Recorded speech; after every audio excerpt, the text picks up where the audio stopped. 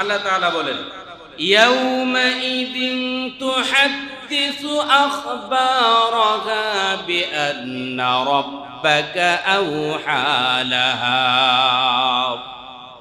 আল্লাহ রাব্বুল আলামিন বলেন মানুষ যখন গুনাহ করবে একটা, প্রিয় মুসল্লিয়ানে কেরাম, মানুষ যখন গুনাহ করে তার এই গুনাহের জন্য 8টা সাক্ষী হয়ে যায়।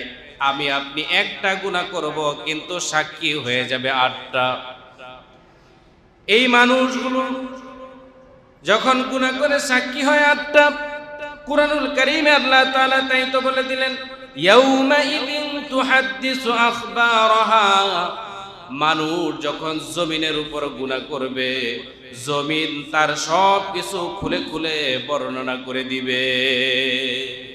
মানুষ কোথায় কি করেছিল তার সব কিছু জমিন খুলে খুলে বর্ণনা করে দিবে, বলে দিবে। আমার প্রিয় মুসল্লিয়ানে কেরাম, আল্লাহ তাআলা তাই তো আবার বলে দিলেন বিআন্না রাব্বাকা আওহা লাহা।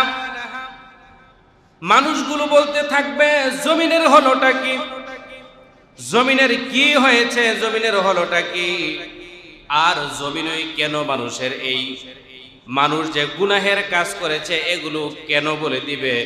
কেননা আল্লাহ পাক রব্বুল আলামিন জমিনকে আদেশ প্রদান করে দিয়েছেন। সুবহানাল্লাহ।